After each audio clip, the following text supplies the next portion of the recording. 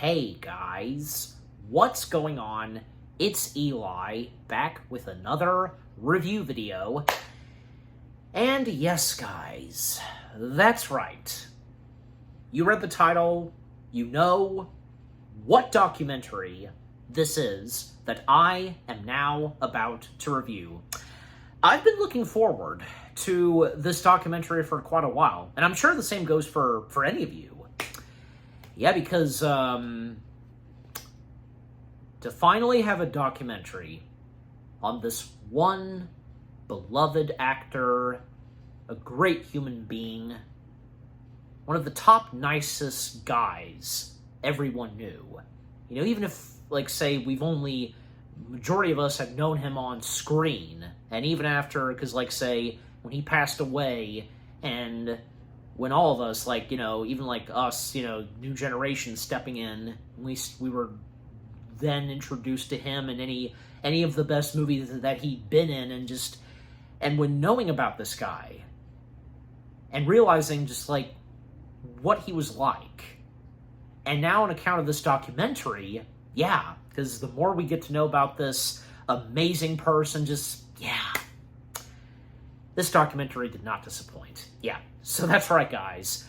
I am now finally reviewing the documentary that's all about the beloved Canadian actor himself, John Candy. Yes, this is John Candy, I Like Me. Yes. John Candy, I Like Me. Yeah, because, again, like, this documentary did not disappoint. Everything about this documentary, and, you know, I'm sure for a lot of us, what we were to expect, yeah. So, you know, the first things I have to say about this documentary, and also John Candy in general, because, yeah, of course, I have known John Candy for such a long time, and some of the movies that I had seen him in, like, well, I mean, of course, there's most prominently, say, well, Spaceballs, Home Alone, The Rescuers Down Under, which, well, that was not brought up in this documentary. Would have been nice, but even if it was necessary. But yeah, just John Candy having done a voice role in something Disney was really cool. Yeah, Wilbur. That's, yeah, the bird in Rescuers Down Under. Yep, him.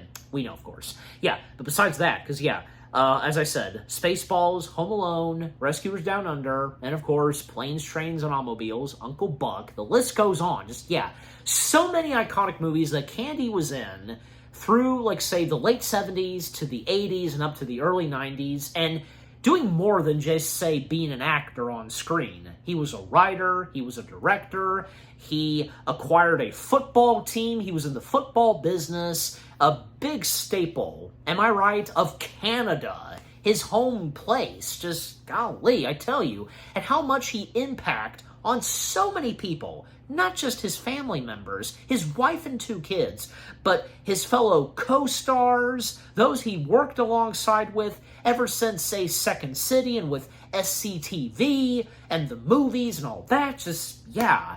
And not a single thing about John Candy, even in the documentary, that's negative and all that. Just, yeah.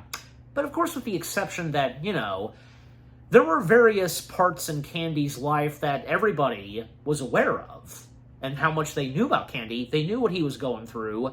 Didn't quite, I guess, you know, they didn't quite fully understand exactly what he was going through. They couldn't feel like what he was feeling, but, you know, still getting, of course, the good idea what was going through him, you know.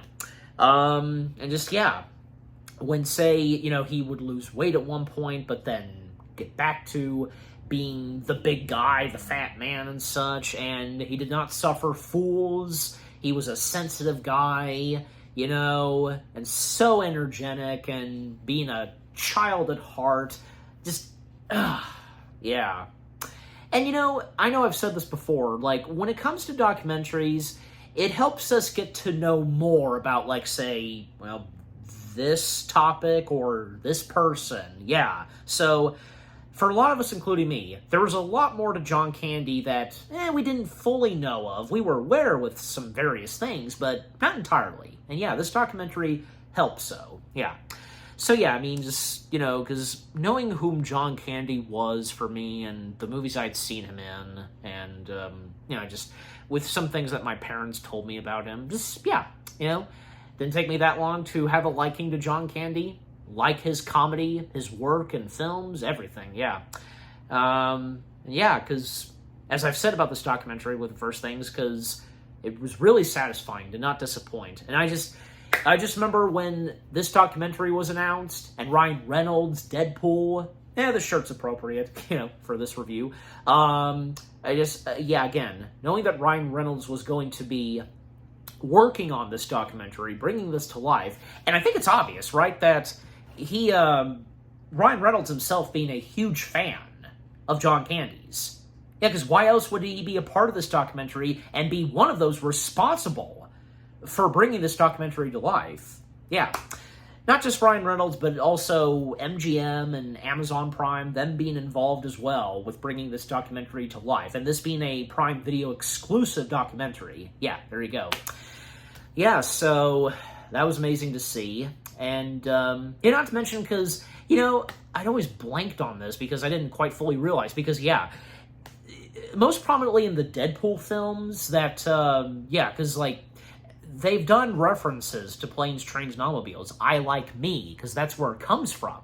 Yeah, and the title of the documentary, that's where that comes from in Planes, Trains, and Automobiles. We all know what that is, but until I talk about it some more, even Family Guy, Seth MacFarlane, it's obvious that Seth MacFarlane, he's a huge fan of Planes, Trains, and Automobiles. It's a shame that he wasn't a part of this documentary, now that I'm thinking of it.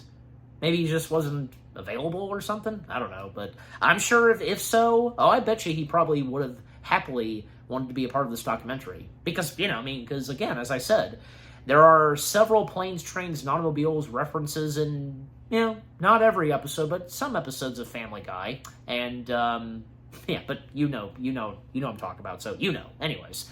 But yeah, everybody that was involved in this documentary, and until I mention them, just to round off with the first things I have to say about this documentary itself. Yeah, John Candy, I Like Me. Definitely a highly recommended documentary to watch. I really enjoyed it. It did not disappoint. I had a good feeling from the beginning that this was going to be something, and it is. It was worth it. Okay, so now, with the first things I've had to say about the John Candy documentary out of the way, now, as always, for me, read the description / the story. Former director Colin Hanks, the son of Tom Hanks, he's also responsible for bringing this documentary to life, and producer Ryan Reynolds, both of them, Colin Hanks and Ryan Reynolds, both lifelong John Candy fans. There you go. Comes John Candy, I Like Me, an exploration of the life and legacy of the comedic icon. The film showcases Candy's remarkable career from his breakdown turn. Okay, so now with reading the description / the story out of the way, well, let's now dive in / break down the documentary itself, shall we? Well, geez, because where to start? I mean, well, first off, because, some of the first people that we see in this documentary are, say, Bill Murray and Dan Aykroyd. We only hear Dan Aykroyd's voice because, their opening statements about John Candy and how this documentary opens, even right before them, because when the MGM logo shows, it kind of glitches, like VHS quality, and we see John Candy on the MGM logo, not the lion, but him, as Barth. Yeah, that's great. And because there's some VHS quality in this, especially one thing where there's a countdown, starting from 1994, then rewinding back to, say, his early beginnings, from the 50s and from there on. Yeah, that's a nice detail there. Interesting. But yeah, as I said, Bill Murray and Dan Aykroyd, they're some of the first people that we see, and they're opening statements about John Candy. Just, amazing. And this amazing speech that comes from Dan Aykroyd, and where we see just the visuals of, say, shots from the movies that John Candy had been in, from, say, Home Alone, Uncle Buck, and the list goes on. That's amazing. Which is at the end of the documentary, too, but yeah. But I guess where to really start with is, John's early beginnings. I mean, it does technically show a little bit of John Candy's funeral, but Where it really starts off is his early beginnings in the 1950s, because, yeah, John Candy, being born and being Canadian and such, and his parents, most prominently his father, had served in World War II, and he was a soldier and such. And, well, at one point, and John was only 5 years old when this happened in the family, where sadly, John's father, Sidney Candy, yeah, John's father, he died on his son's birthday of a heart attack. That's horrible to know. Just, yeah. And John's mother, Evangelina, yeah, I think I said it right, yeah, Candy, because we only see them through archive photos and all that, but yeah, just overall, because, when talking about John's parents, and also on account of John's brother, yeah, because, yeah, I mean, it wasn't, I mean, obviously it was tough, clearly it was tough for John when, sadly, he lost his father at a young age, and just, like, how do you deal with that? How do you just dwell with that? But, I mean, John, he managed to pull through, and on account that he technically became the dad, basically, going strong, and, I mean, in his later years, when he became a teenager and so on, like, through various jobs he had, and when at one point, he had a job at this store in Toronto of Canada, because that's where he was specifically born at, Toronto, Canada. Eaton's, this store that's in Toronto, Canada, and where he made a couple of friends there, and through his friends, he would meet his wife. Yeah, because his friends would set them up on, they would set both of them up, he and his wife, on a blind date, and they went to go see a movie. And by the way, because they're childhood friends, and whom, yeah, they all worked at Eaton's store, Tom Davidson and Tom's wife, Rita, yeah, because, yeah, and I like this, because, yeah, they're credited, like, childhood friends, yeah, I like when IMDb sometimes does that. I wish they would some more, but, just one of those things, but point being is that, yeah, thanks to Tom and Rita, they set each Candy and his soon-to-be wife on a blind date. They went to go see a movie, and apparently, they didn't get along at first, but John was determined, how dare you don't like me, you don't get along with me and such, yeah. Obviously, yeah, the next time they would date, and from there on, that's when they really started to connect, yeah. And of course, yeah, Rose Candy, yeah, John's wife, the widow of John Candy, of course, she's present in this, as well as John's two children, Chris and Jennifer Candy Sullivan. Yep. So it's great to see them be a part of this documentary, rightfully so. And the memories they have, and when talking about their dad, even when they talk about the history of what their father went through and what his childhood was like, and especially on account of the loss of his father. Not to mention that John and his brother, the family, they moved into their grandparents' basement, pretty much. But another thing is that one thing that John and his brother loved was albums. They collected albums like, music and comedy. And John, he was a big fan of movies. He would talk nonstop about Humphrey Bogart and any particular movie he saw in theaters. He just loved it all. Yeah. It's great to see because, yeah, John Candy being a huge admirer of Humphrey Bogart. And it's thanks to the movies that he went to see. It would inspire him to, like, wanting to be, say, like Humphrey Bogart or Jackie Gleason, all of them. Just, yeah. And, he would work his way to, at one point, start getting into acting because even while working at the Eaton store, well, a talent agent would discover Candy, and that being Catherine McCartney, yeah, would discover Candy, and it wouldn't take him too long to, yeah, start doing some acting, and where, yeah, he had that face where it can be something, there's something in this kid where, yeah, he'll be great. So, yeah. So Candy would find his way up there doing some acting stuff and children's plays and all that. And during that, he would then meet some long life friends, which of course being, none other than, say, Dan Aykroyd. And everybody else that would come in Candy's life, from, say, and whom appear in this documentary as well. Dave Thomas, Martin Short, Eugene Levy, Andre Martin, Robin Duke, the late Joe Flaherty, being in there too. And I guarantee you that if Joe Flaherty had still been alive, there's no doubt he would have been a part of this documentary.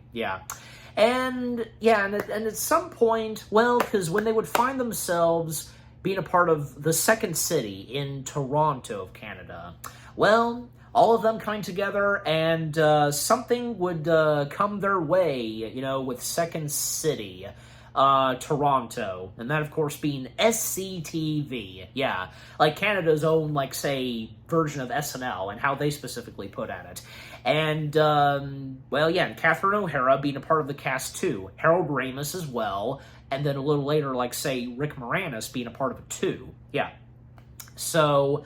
And Tom Hanks, who appears in this documentary too, he mentions about that, because he remembers, when watching SCTV, he had no idea what this was, and since on account that at that time, SCTV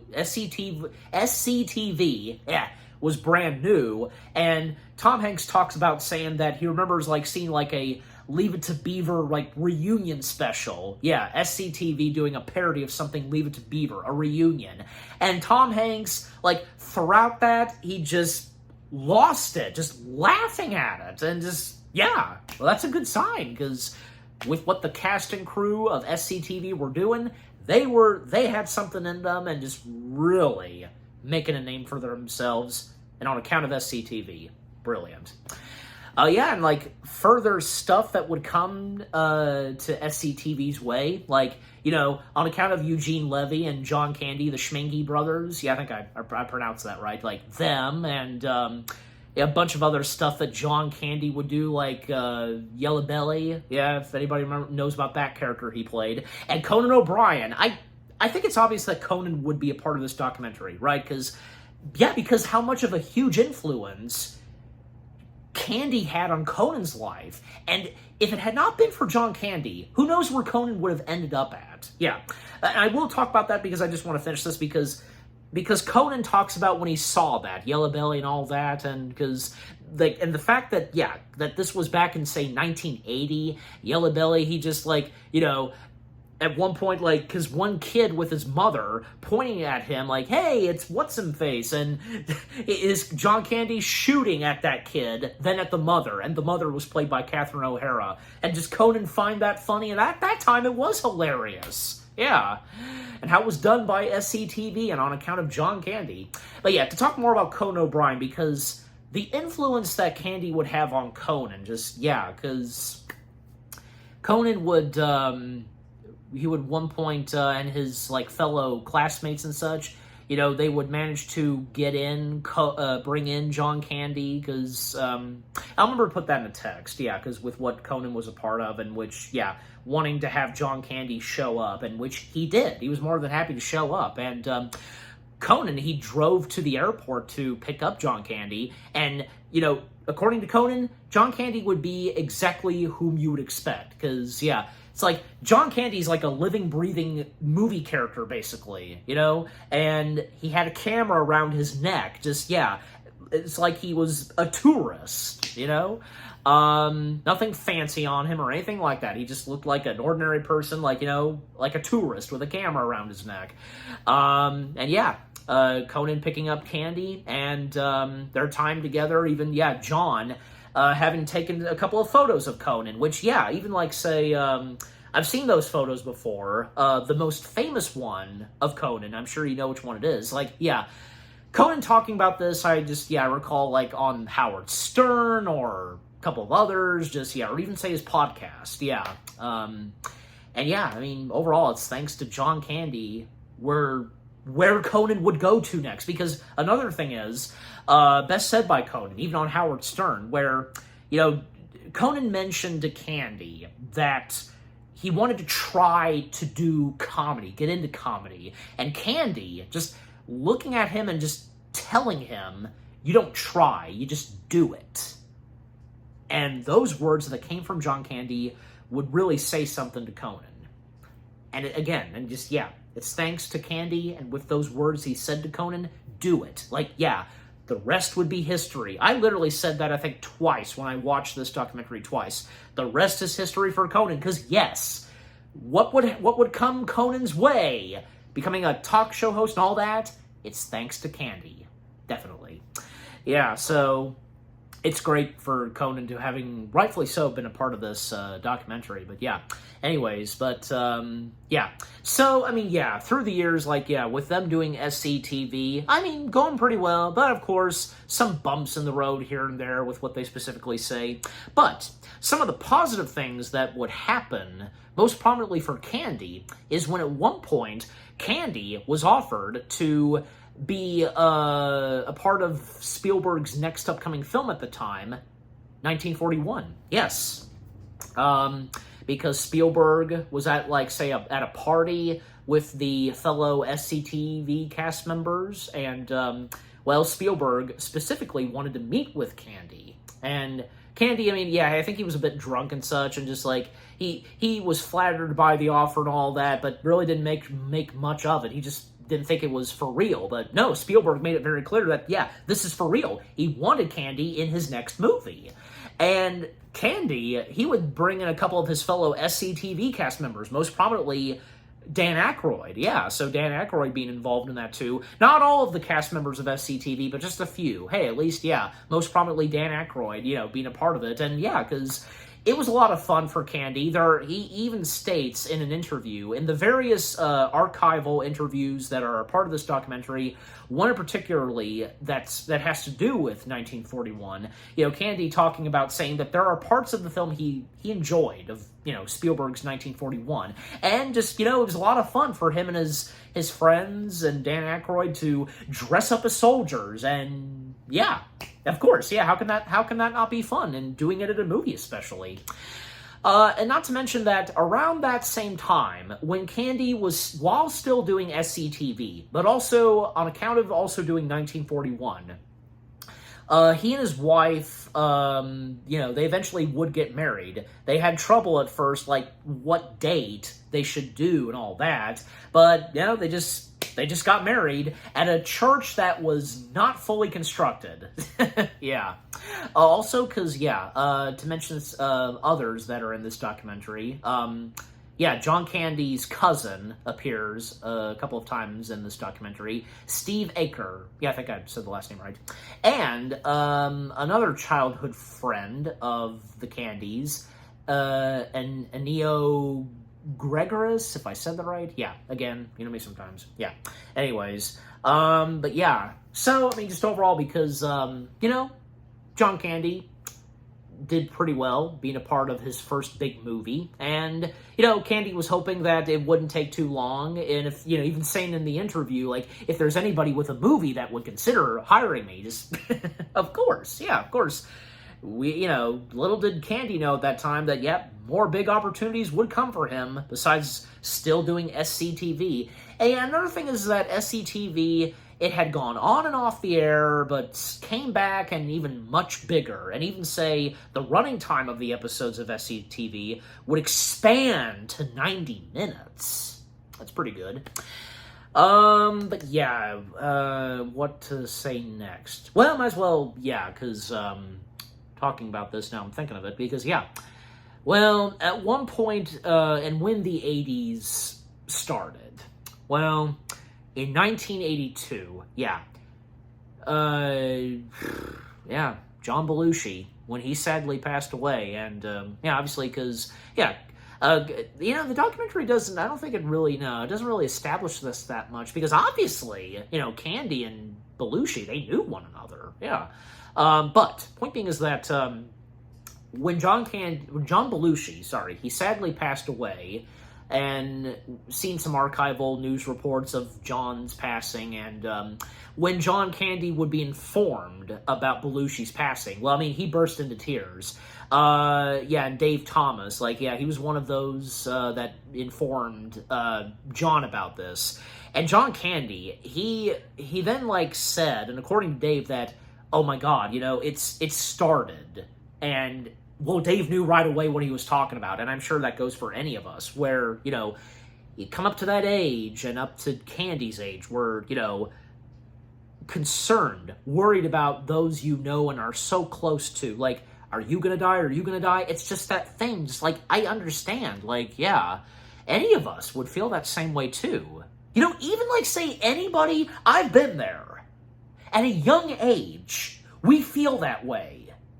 When we start to develop and understand more, sometimes you just wonder and you fear, like, about your family member, a parent, and so on. I've been there. And I'm sure the same goes for you. Just, it's not all easy. It really isn't. Even say, like, you know, how old I am now, and any of us, like, you know, still kind of having that concern.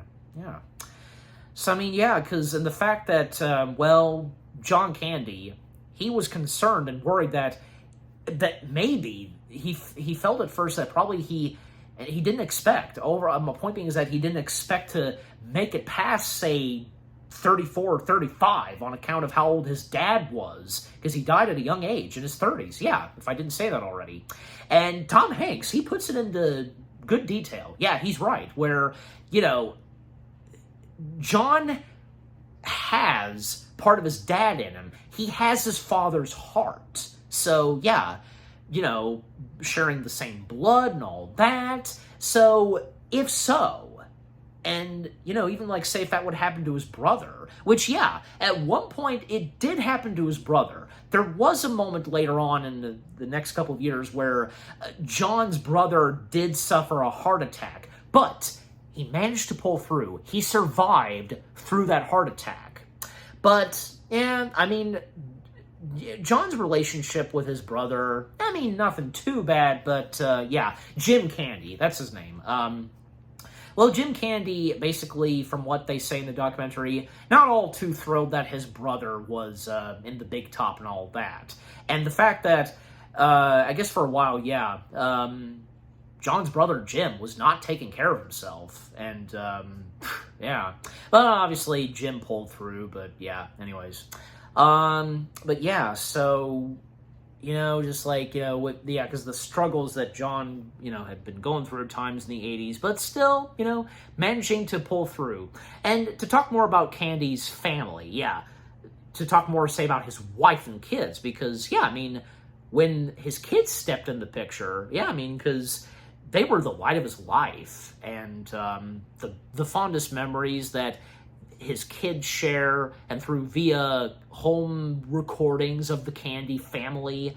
You know, Candy bought a nice piece of property, a farmland, and especially to get away from all the craziness and the noise of New York and such, you know, farm property and all that, very peace and quiet. Oh yeah, definitely.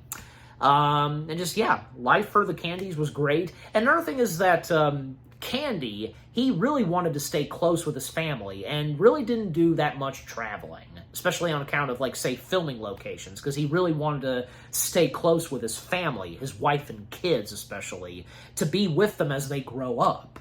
Of course, understandable. But, you know, besides, like, you know, with his busy acting job and all that, no, I mean, he still managed to pull through. Yeah.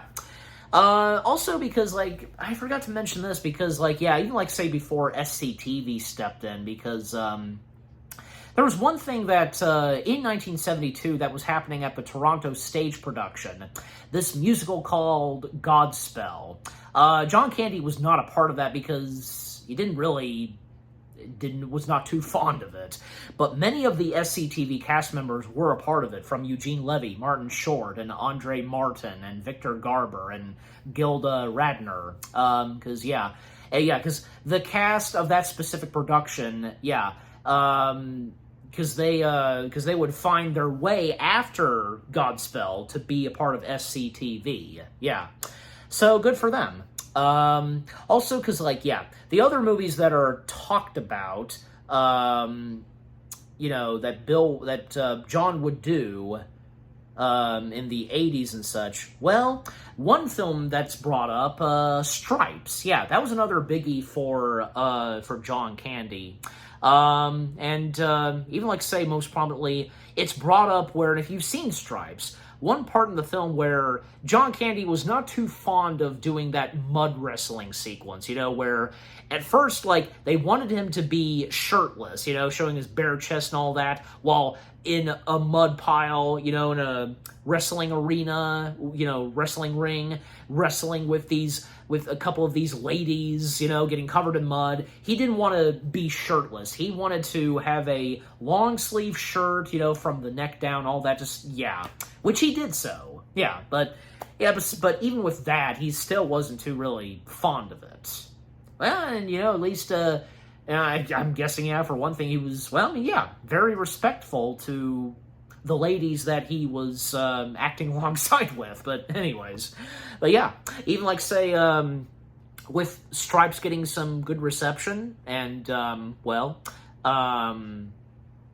even say Roger Ebert. We get a little bit of Roger Ebert in this, where, because when reviewing Stripes, very positive, anyways, and, just other things that are brought up, because, some of the other movies that Candy had done, when it came to, say, Spaceballs, how, because one movie that John Candy was doing that, got Mel Brooks' attention, and Mel Brooks, having been friends with the late Carl, I'm blanking on his name because he's in the uncredited cast, basically, and that, one sec, because, the late Carl Reiner, that's right, because he had directed Summer Rental, and, because, again, Mel, having been friends with Carl Reiner and, recognizing John and his talent, Mel was looking for the right guy to play a Mog, and Carl was like, what's a Mog? And, that's when we cut to footage of John Candy and Spaceballs. Half man, half dog, Mog, which, of course, he would play the iconic character of Spaceballs, Barf, the Chewbacca parody. So when Spaceballs is brought up, and the memories that Mel Brooks has about working with John Candy is great. Even when, say, at one point, John Candy, out in the desert, when they were filming the desert shots, the shots of the desert in the film, John Candy at one point sat in Mel's director's chair, and Mel, according to Mel, because he turned to John and said, John, that's my chair. I know, but, I just wanted to know what it feels like, because I want to be a director, which, that made Mel Brooks laugh, because, at some point, John Candy was interested. He wanted to, at some point, direct. Become a director and such. Oh, yes, and speaking more of directors, because, John Candy's fellow SCTV cast member, Harold Ramis, because when Harold Ramis wrote and directed Vacation, at first, the original ending that was shot for Vacation did not settle well with the test audience. And that's when, a last-minute addition, it was kind of an emergency, basically. Harold brought in John Candy to film something for the new official ending to Vacation. And basically, Harold Ramis, he based the character that Candy plays, in Vacation, a character that he played on SCTV called Paul Fist in Your Face. So it's like a twin or something of Paul Fist in Your Face, that's in Vacation. So so John, he was more than happy to do so, be there on set with Chevy Chase and everybody else, and to film what's in the final movie. And John Candy being in Vacation. Great to see. And what else to mention? Because to speak more about Bill Murray, because, great to see how much of a big presence Bill Murray has in this documentary, because at one point Bill Murray brings up something about one of the SNL writers writing this stage play and such, and, the director that was brought in to direct this, Sidney Pollack, I think I'm saying that right. brought in to direct this play that, yes, she's right here too, credited. Marilyn Suzanne Miller, yeah, one of the writers of SNL, wrote this, and yeah, a lot of people being involved in this, like, from, say, Ray Liotta, and, of course, some of the SNL cast members, and also on account of Bill and John. And there's one part where John is in the bathroom stalls, and with his performance, according to Bill, well, Bill Murray explains that John was milking it. And the way he puts it, and off camera, you can tell it's Ryan Reynolds. He's commenting and talking with Bill about that, that Bill saying that John was milking it. And with how Sydney was feeling about this. Yeah, I gotta say, because you think it would have been nice if Ryan Reynolds would have been on screen? I mean, in the end, it all turned out great. And, I'm pretty sure Ryan felt that maybe it wasn't necessary to be on screen because, because again, Ryan being a huge fan and admirer of John Candy, at least, if he had been on camera, obviously he would have talked about his fondest memories of John Candy. Maybe the same would go for Colin Hanks, but nope. Both of them being off camera, and again, I think overall, it all turned out great in the end. Yep. Because you can hear a little bit of their voices off camera, most prominently Ryan Reynolds, but yeah, anyways. Okay. Oh, yes, and to talk more about the movies and such, well, Splash. We, of course, have to acknowledge Splash, because, for Tom Hanks, it was a great opportunity, because he had known John Candy through SCTV, and to now work with John Candy in Tom Hanks' first big movie, Splash, directed by Ron Howard, and another piece of archival interview of John Candy where, obviously, jokingly criticizing, say, Ron Howard and Tom Hanks, but of course that's not true. And Tom Hanks, his experience working with John Candy, and where John Candy had Tom Hanks be a part of improv and having fun playing with what they're saying and going along with what they're talking about. Yeah, just brilliant. Yeah, just one of those things. And not to mention that John Candy's character in Splash, basically being the spitting image of what everybody nicknamed John Candy, Johnny Toronto, and I'm sure you're aware of this, yeah. Because the nickname reflects his strong connection to the city, yeah, which was celebrated, at the 2025 Toronto International Film Festival. Good to see. Yeah, and, so that's the nickname that was given to John Candy, and the fact that, because with what his character's like in Splash, it's exactly like with his nickname, Johnny Toronto. Just great to see. I didn't think I had full knowledge of that, even when I did my review of the film. Oh, well, just one of those things. Well, not to mention that Eugene Levy, having been a part of Splash as well, so that's another SCTV cast member, both Schminke brothers, to be a part of Splash, and Tom Hanks having to work with both of them, awesome. Yeah, good for Tom. Okay, and, so, what to talk about next? Well, hey, okay, you know what? Let's talk about John Hughes now. Yes, John Hughes, because at some point and during the mid-'80s, John Hughes would step in the picture, and a friendship, right there and then for both Johns. It's they were long-lost brothers. And no hard feelings, of course, obviously, towards John's actual brother, but still, they shared the same chemistry, and dark jokes and all that, and of course, further on, then John Hughes would do a couple of movies that would star/feature John Candy. Well, most prominently from, say, Planes, Trains, and Automobiles and Uncle Buck. Those two movies that John Hughes, those two films that John Hughes would personally direct. Yeah, those two films that he would direct himself.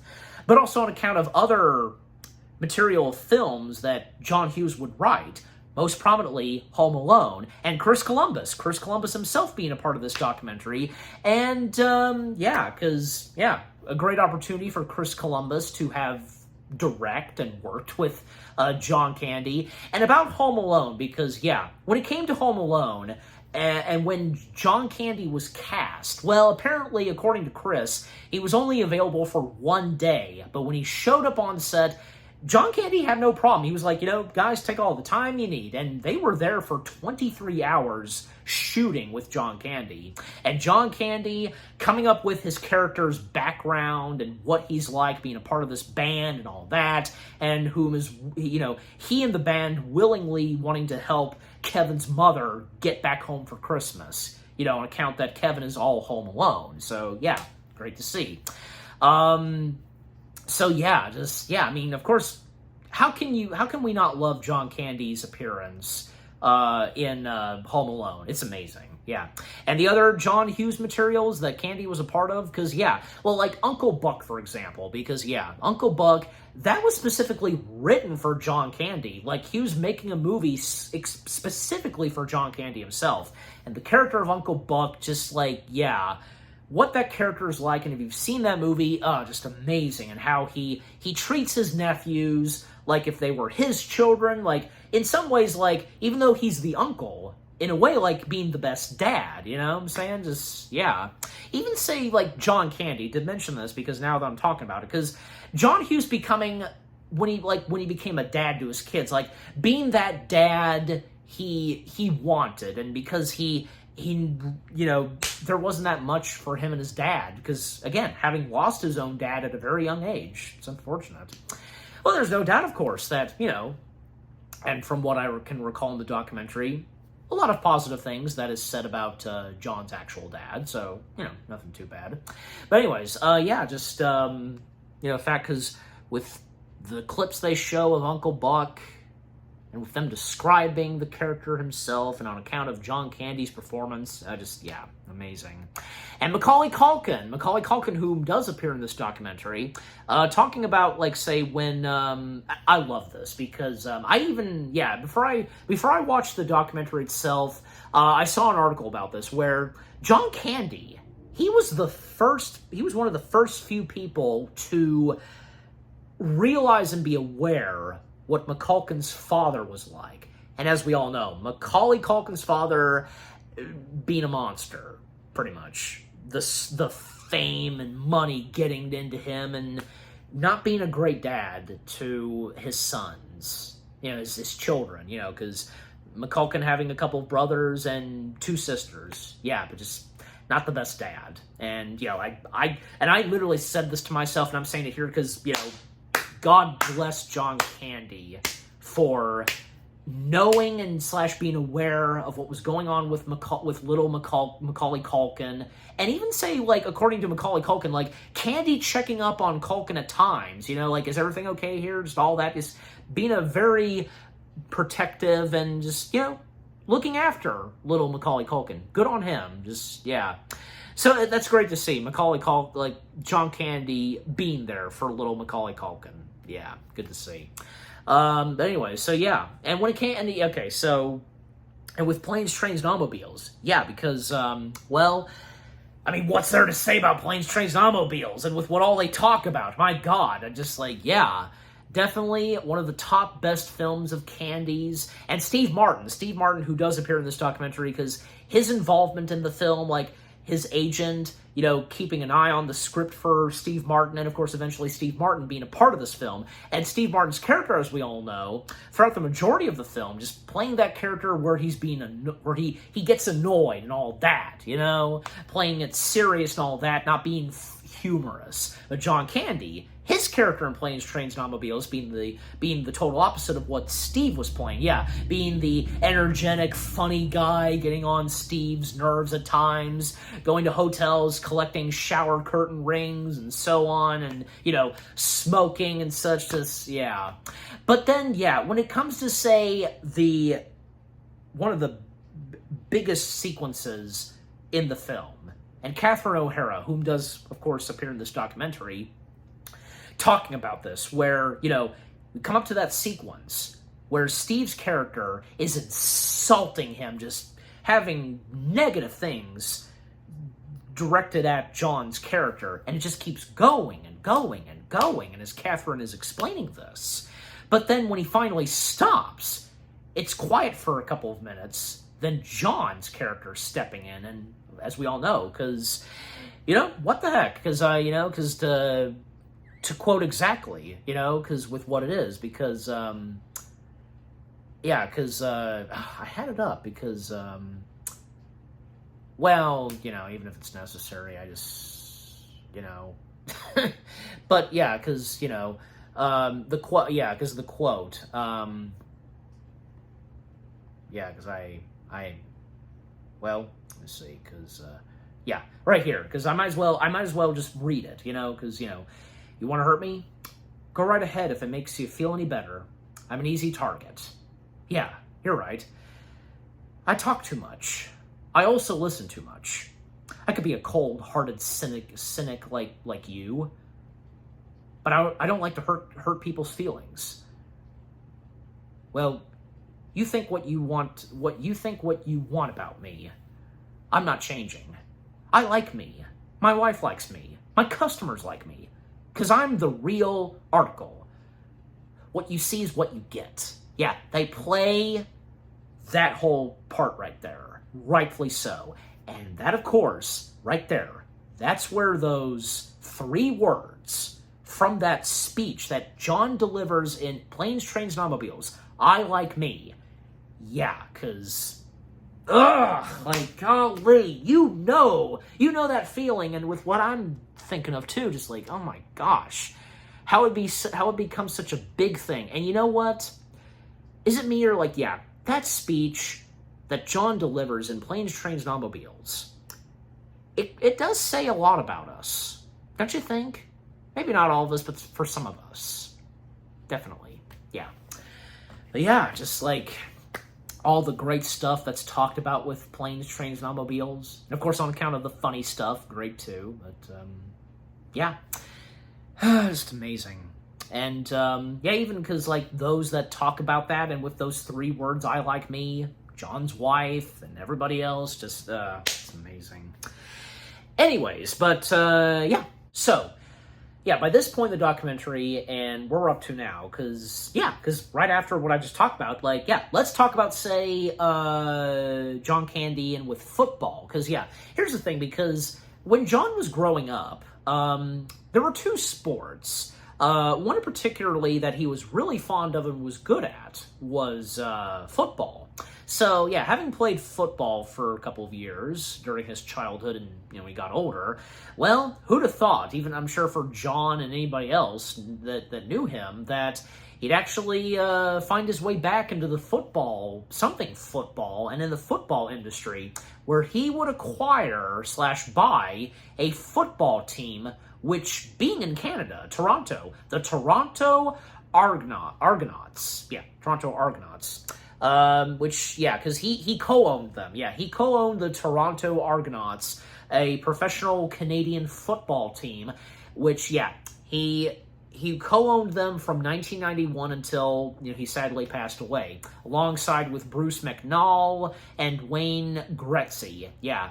And, and he was a lifelong fan of the team and celebrated their Grey Cup win with them in 1991. Yep. So, John was really getting up there, really expanding with what he was doing. Not only still acting, but also making his way to being a writer and getting into some business, being a businessman. And in the case of co-owning a literal football team, the best one. Yeah, professional. Them being a professional Canadian football team. Yeah. So that was big in John's life. And when, the 1990s rolled in and, because this is where things started to slowly but surely change for John. Not just on account of, the positive stuff. Most prominently when he would co-own a football team. And, a lot of special things that went on with John during the days of doing football stuff. Even say, doing some special stuff, and on account they won, as I said, but also, he even brought some of his friends along for the football fun. Even say Blues Brothers. I'm sure if you guys know this, that, John had Blues Brothers there performing, opening a game. Dan Aykroyd being there and John Candy being in the Blues Brothers getup. Yeah, nice to see. And yeah, just a lot of great things that came with the football thing, traveling and such. Going in a nice plane, according to Martin Short and the others, the plane that they went on.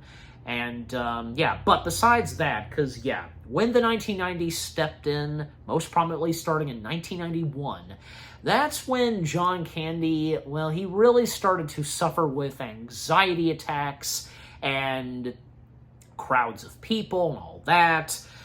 Too much people, attention, all that, the fame and such, and nothing greedy or negative about it, just, and still feeling that he just wasn't going to make it, and on account of, because, he did at one point start to lose weight, but then he was told that, he shouldn't. He shouldn't lose that much weight, and thus he started to gain weight again, starting to eat and drink again. He didn't even say when he was dodging people's concerns, like those that were concerned for him and not going to see the doctor because the doctor would tell him to, give up what he's doing, eating and drinking and change his personality and all that. He wouldn't have that.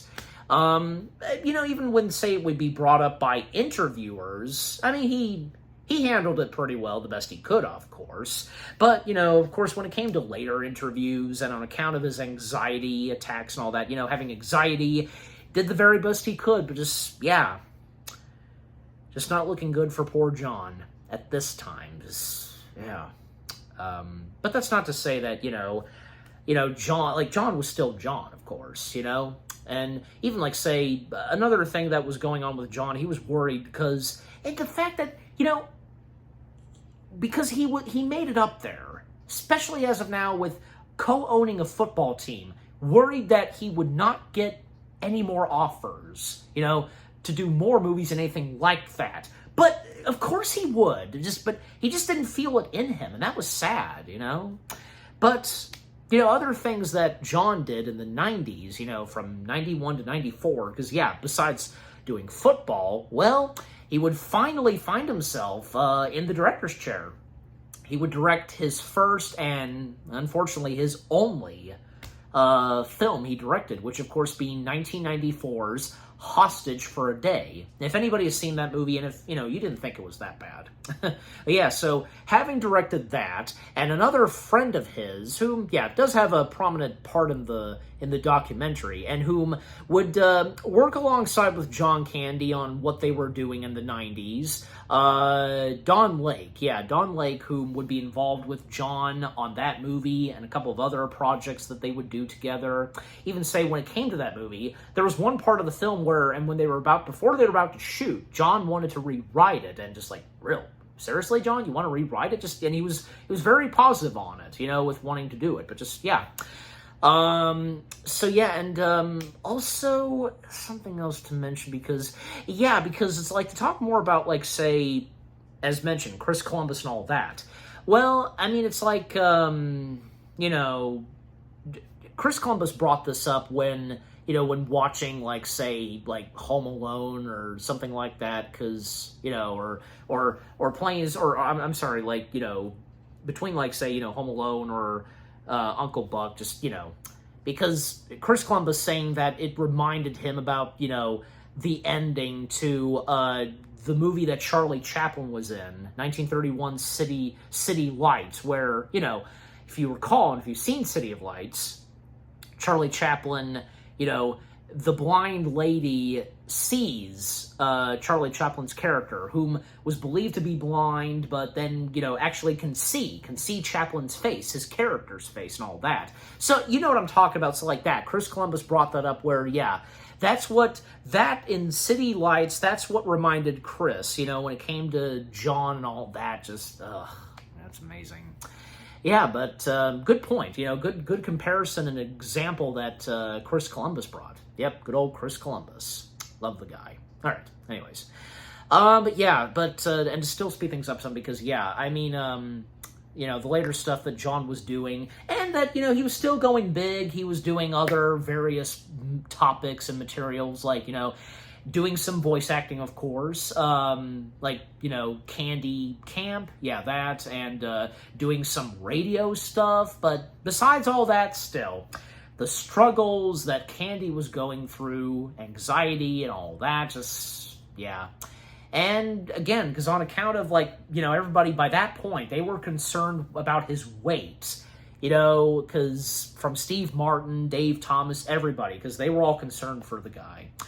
And, yeah, let's go ahead and bring this up now, because on account of, whom John would then work with, and, because he would be there with John, and up to say when, it would come to one of John's last movies in 1994, and, Don Lake, because when both of them, they would find themselves involved in Wagons East. Yeah, because the fact that they had to do some traveling, they went to What's in Place to shoot Wagons East, and it didn't take too long for them to have quite a struggle with Wagons East.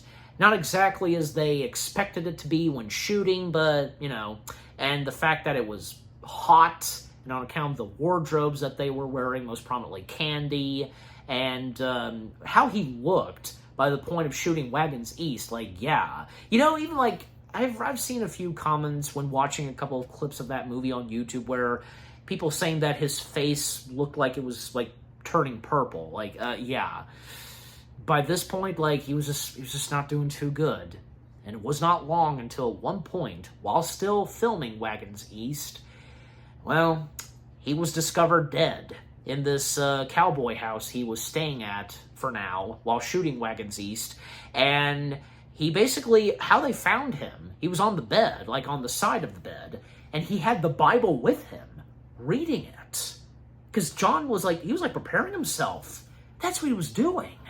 And Don Lake, he started to break down because he knew, of course, too, and with what he describes.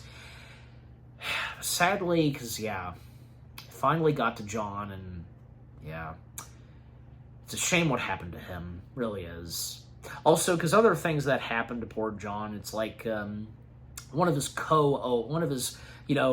co-buddies, who co-owned the football team, betraying John Candy, and I'm sure you're well aware of that too, because, Bruce McNall, because flat out betraying a guy like John Candy, because bad management and with, the rights of the football team, I'm sure you guys are aware of that. That's horrible. That's horrible to what happened to John Candy. And when it seemed like that, they had a good friendship, and in some ways Bruce was like a father to John Candy, but then sucks. But, knowing the bad stuff that came into John's way, his life, and when it came to Wagons East, what happened to him, that was really a shame. It really was. But, and when it came to, say, John's funeral and the aftermath of John's passing, even before his death, he sold quite a lot of money to this children's hospital. Yeah, I'm sure you know about this too. That was something. That was something on John's part to, something really great for him to do before we would lose him. Good on you, John. God bless you. But and when it came to the funeral, because, and the further clips that are shown at John's funeral, and seeing Catherine O'Hara there, the speech that she gives, her fondest memories of John Candy, and a clip montage of all of John Candy's work and all that, and even say when everybody was disembarking the funeral and they were on the interstate, part of the road was closed because of John's funeral. Now that was a very rare thing, but to think that because even Eugene Levy stating that you've made it, because by that point, John Candy became such a huge name to the Canadian citizens in Toronto, Canada. Oh yeah, now he became a legend, a prime staple figure of Toronto, Canada. Definitely. Because, And as they, because yeah, I mean, that whole thing that the part of the roads were blocked on account of his funeral, because that's only happened twice, and with the mentioning of, say, like the Pope or the President, yeah, but this was something, definitely. Yeah, amazing. Yeah, just, yeah, because, again, the aftermath and what all is left to talk about with what they say about John Candy. Even say, like, with John's wife and his 2 kids, all they've got left to say, even when John's wife, she at one point had a dream. She saw herself, her 2 kids, and in the other room, her husband having died, like, that this was before he died. In reality, just like, God. And just all the other stuff that everybody else talks about, and as the documentary comes to a close, but, at least it ends off on a nice emotional part. You know what I mean? Just, yeah. Yeah, I think by this point I'm kind of, like, running out of things to say, but, I did the best I could with reviewing this, but just, yeah. Sure, yeah, because, even John would be well aware, because, we don't have, like, because, with what I've had to say, I've done my best, but, anyways, you get my point. But, yeah, just, with what's left in the documentary, and, a bit of extra stuff that is shown even during the credits, and some more behind-the-scenes footage and archival footage, I should say. Even say, yeah, bloopers and outtakes from, and, alternate takes and such, extra clips, from, say, Home Alone or Planes, Trains, and Automobiles. John Candy, obviously doing some improv, just, yeah. And the last thing that plays at the documentary is the scene with, John Candy and Steve Martin opening the chest, in Planes, Trains, and Automobiles, that part, yeah. Also, I can't believe I forgot to mention this. One more thing, because, yeah, during Splash, John Candy had an encounter with Jack Nicholson, and got John involved in some drinking, and the fact that John the next thing he had to film for Splash was when he and Tom Hanks, they were playing, racket and all that, and... If you know about that, yeah. But, I mean, John, he managed to pull through, so, yeah. But, and, no, it's not like Jack Nicholson did a bad thing towards John. Just, no, in fact, because, Jack, obviously, he was well aware at that point of John and admiring with what John was doing. Yeah, anyways. But, yeah, just, I think as of now, because, yeah, that's all I've got to say, and, yep, that's our documentary. Yeah. John Candy, I Like Me. It is, as I said before, an excellent documentary, well worth watching, and for any of you who are huge fans / admirers of John Candy, the films that he's done, and just everything, even if you've seen anything of SCTV, his comedy, or, the serious movies that he's done, they do bring it up in this documentary a little, just, yeah. Playing a clip from one of those movies he was in where he was playing something serious, yeah. But just, yeah, I mean, everything about this documentary from beginning to end, knowing a lot more about John Candy, everybody that's involved in this documentary, his wife, his kids, friends of the family, Steve Martin, Conan O'Brien, Martin Short, the rest of the cast of SCTV, Catherine O'Hara, Mel Brooks, Chris Columbus, Macaulay Culkin. Oh yeah, even say, almost forgot to mention him, Kelvin Pruenster, yeah. The Argonauts, lineman, trainer, and friend, yeah. So his presence in the documentary, good too. Don Lake and those who appear via archive footage, from, say, David Letterman, Dick Cavett, Johnny Carson, are photos of John's family and such, Chevy Chase, Bob Dylan, Joe Flaherty, John Hughes, Ron Howard, just, yeah, amazing. Stuff that, we didn't know of, and now that we have full knowledge and knowing more about what John was like, the funny, hilarious stuff that's brought up, the emotional stuff, yeah, stuff we didn't fully know of about John, where, yeah, the struggles he went through in life, and, but besides all that, he made a big name of himself, he became a legend, just, need I go on, just, yeah, it's true, yeah. The movies that he was a part of, leaving such a huge impact on, you name it. Just, yeah. What a great guy he was. But just, yeah. Overall, the documentary all about John Candy. John Candy, I Like Me. An excellent, well-put documentary, thanks to Colin Hanks and Ryan Reynolds and those from MGM and Amazon Prime. Well done. Yeah, you brought us an excellent documentary all about John Candy himself. And I'm giving John Candy, I Like Me. Well, is it obvious? Yes, 10 out of 10 stars. Yes, 10 out of 10 stars for John Candy, I Like Me. And what about you guys? What did you think of the documentary itself, John Candy, I Like Me? What are your fondest memories of John Candy himself? What were some of the first movies you ever watched that has John Candy? Your first introduction to him. If you saw anything of SCTV, you could easily find that stuff on YouTube.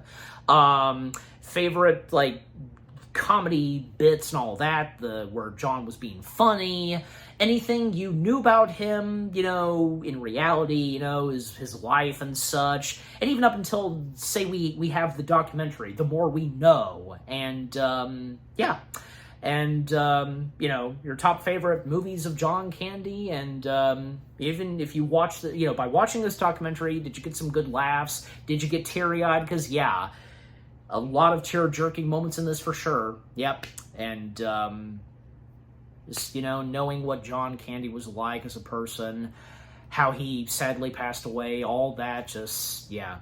And even after he died, the memories, the homages and tributes, that's directed to John Candy and on account of the films that he's been in, just, yeah. But just overall, what do you think of the documentary itself, John Candy, I Like Me, with what all I've had to say, my review, and yeah, what did you think of my review of John Candy, I Like Me? Leave comments and give this review video a like, as always. And so, guys, with all that being said, thank you very much for watching. I hope you guys enjoyed my review of John Candy, I Like Me, the documentary that's all about the late, legendary Canadian actor himself, funny guy, just all of the above, just a great human being, John Candy himself. Yeah, more review videos are coming your way. They're going to be awesome. Keep looking forward, and I will see you guys in the next video / review. Take care. God bless John Candy. There will never be another guy like him. Just, yeah. And we should like ourselves, and as he says, I like me. Just, yeah, you get my point. Yeah. And peace out.